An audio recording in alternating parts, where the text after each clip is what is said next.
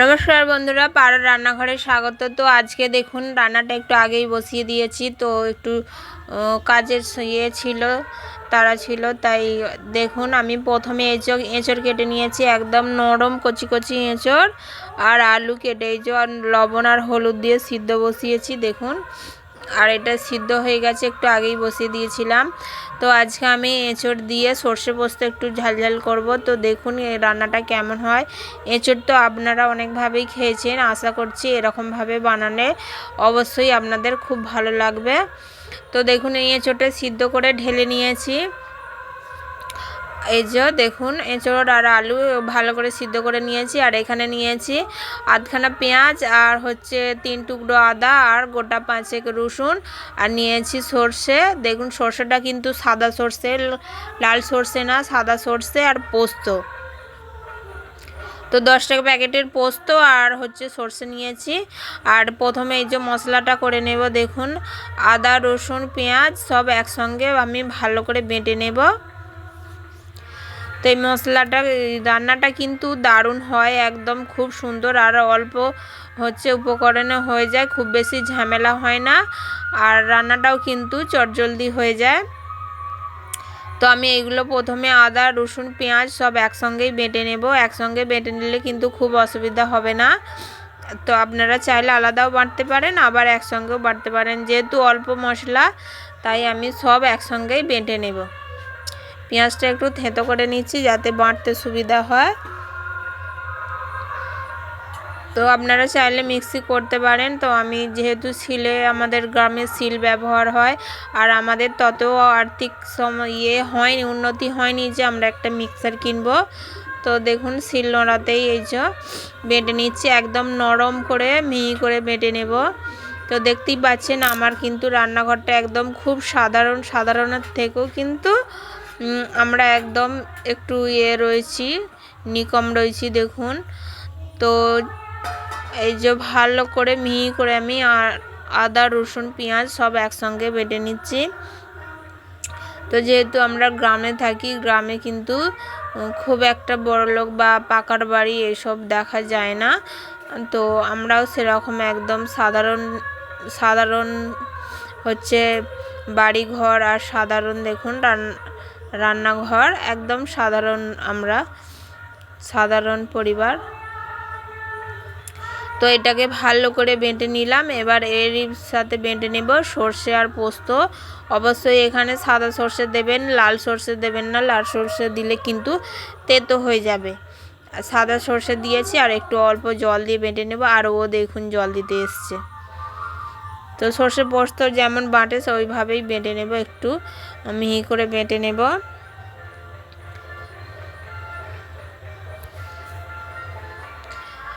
সর্ষে পোস্তটা দিলে কিন্তু এই এঁচড়টা একদম খুব সুন্দর লাগে, আর খেতেও দারুণ হয়। এখানে কিন্তু আমি চিংড়ি মাছ ব্যবহার করব না, এঁচড়ে কোনো মাছ ব্যবহার করব না। আর মশলাও দেখুন একদম অল্প সামান্য দিচ্ছি। তো আমার সর্ষে আর পোস্ত বাটা হয়ে গেছে, এবার তুলে নেব।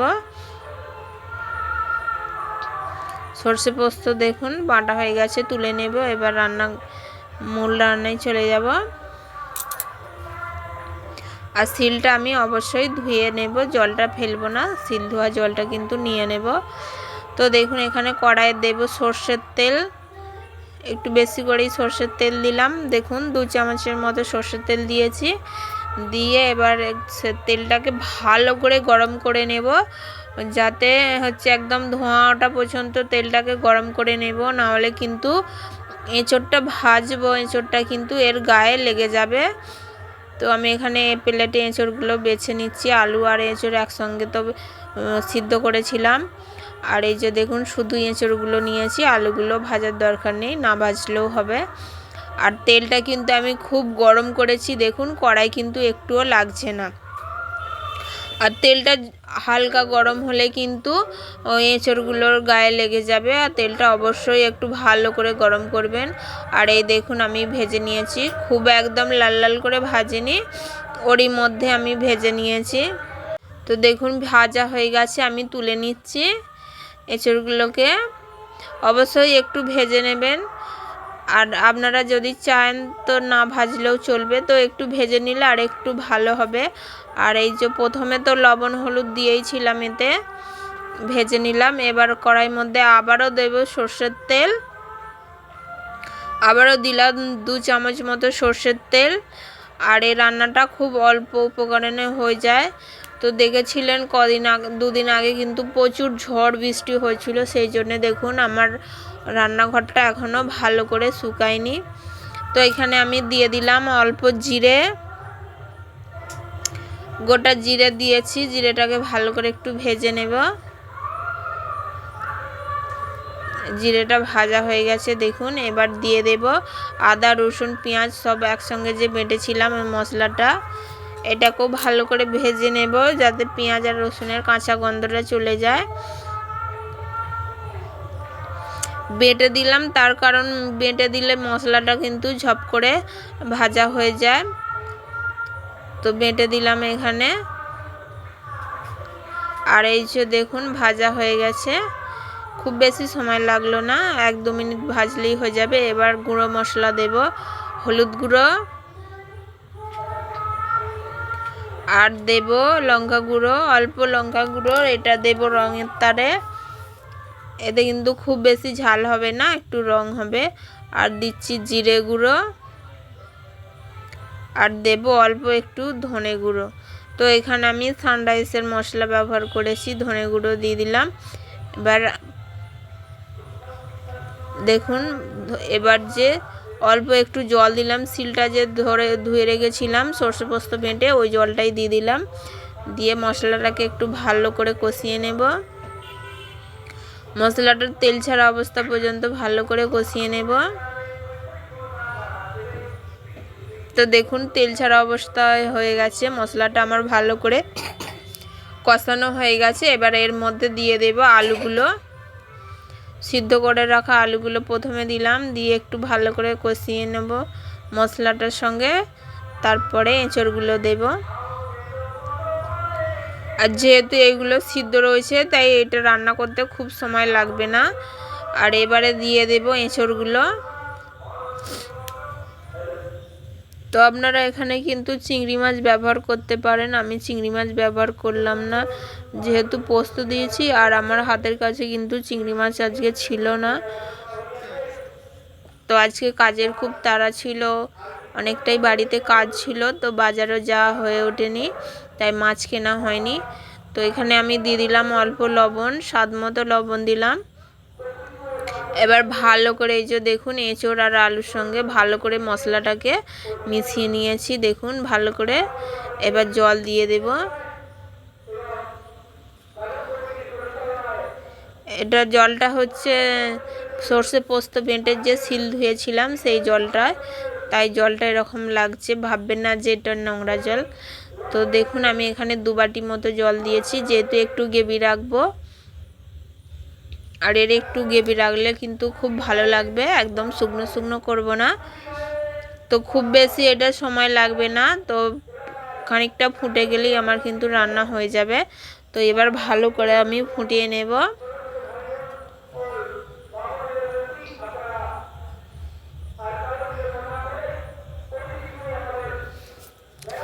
তো আমি এখানে ভালো করে ফুটিয়ে নিচ্ছি দেখুন, উনুনটা ভালো করে ধরিয়ে দিলাম। আর এই যে দেখুন ভালো করে ফুটে গেছে,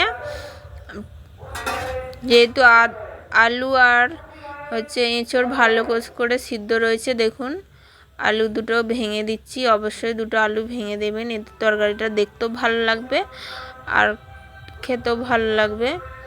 2টো আলু ভেঙে দিলাম। এবার এর মধ্যে আমি দেব যে সর্ষে আর পোস্তটা বেটে রেখেছিলাম, দেখুন সর্ষে পোস্তটা দিয়ে দেব। সর্ষে পোস্ত দিয়ে কিন্তু খুব বেশিক্ষণ ফোটানো যাবে না, 1 থেকে 2 মিনিট মতো ফোটালেই হয়ে যাবে, খুব বেশি সময় লাগবে না। তো এখানে দেখুন সর্ষে পোস্ত দিয়েছি, আর এর মধ্যে আমি অল্প একটুখানি নামানোর সময় গরম মশলা দেব। কতটা সুন্দর লাগছে তরকারিটা, আর এটা খেতেও কিন্তু খুব দারুণ লাগবে। আর এক তরকারি দিয়েও ভাত খাওয়া হয়ে যাবে, খুব সুন্দর লাগে।